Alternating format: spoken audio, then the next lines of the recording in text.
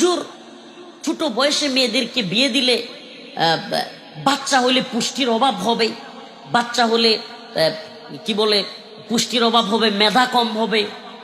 আমি বলি বেড়া সুশীল, শেখ হাসিনার সময় তো এই আইনগুলো বেশি হয়েছে। তো শেখ হাসিনার সময় হাসিনার যে মা শেখ ফজিলাতুন্নেসা শেখ মুজিবের লগে বিয়ে হয়েছে 9 বছরে। হাসিনার পুষ্টির অভাব হয়েছে? শেখ হাসিনার ব্রেনের অভাব হয়েছে?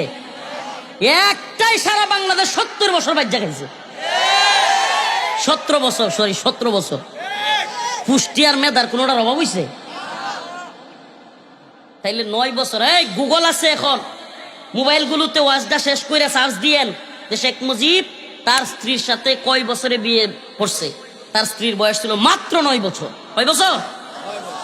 সার্চ দিয়েন, দেখেন। এখন তো এগুলো সহজ। সে আইন করছে 18-র আগে মেয়ে বিয়ে দেওয়া যাবে না। তাহলে তার মার বিয়ে হইলো কেমনে? কি আশ্চর্য কথাবার্তা! জাহেলিয়তের তো জাত আছে। নাউজুবিল্লাহ। 18-র আগে মেয়েকে বিয়ে দেওয়া যাবে না। 18-র আগে আমার বোন, আমার মেয়ে, আমার বোন এই যে জিনা করতেছে, ব্যভিচার করতেছে, তার বিবাহ না হওয়ার কারণে যত আকাম কুকাম করতেছে, এটার গুনাহ কে নিবে?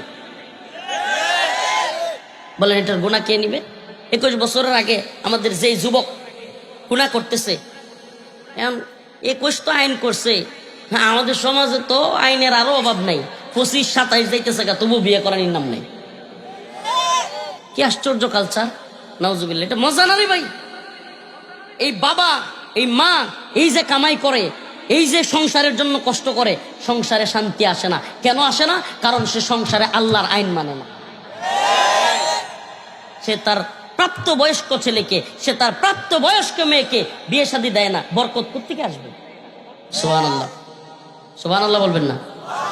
প্রিয় ভাইয়েরা আমার, তো বলতেছিলাম আরেকটা কথা চালু করছিল, এই জন্য এতক্ষণ এই আলোচনাটা বুঝাইলাম, তাওহীদের কথা বুঝাইলাম। আমরা তাওহীদ মসজিদও গিয়া মানি, নামাজ পড়ার ক্ষেত্রে মানি, রোজা রাখার ক্ষেত্রে মানি, আল্লাহরে মানি, কিন্তু বিবাহের ক্ষেত্রে আল্লাহরে মানি না। নাউজুবিল্লাহ। বিবাহের ক্ষেত্রে একে তো হইলো 18-র নিচে বিয়ে নাই, রাষ্ট্রীয়ভাবে এটা জুলুম। 21-এর নিচে বিয়ে নাই, রাষ্ট্রীয়ভাবে জুলুম। পতিতালয় আছে, যাও। 21-এর আগে পতিতালয়ে যেতে পারবা, এটা সমস্যা নেই। ওমা, আপনারা জানেন না সরকারি লাইসেন্সকৃত পতিতালয় আছে বাংলাদেশে? লাইসেন্সকৃত পতিতালয়। নাউজুবিল্লাহ। কত বড় সাহস!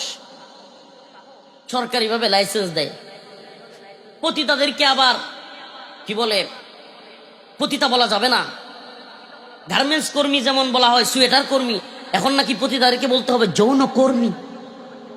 তারাও কাজ করে, আবার তাদের বেতন ভাতার জন্য এই সরকার চিন্তা করে। একটা তো আমি তো বলি, একটা আছে পতিতাদের উপদেষ্টা আছে একটা, এটা দেখবেন পতিতাদেরকে আর্থিক সহায়তার জন্য বিরাট টাকা পয়সা অনুদান দেয়। আপনার কিছুদিন আগে ওই সরকার পতিতাদেরকে টাকা দিছে 2 কোটি টাকার মতো।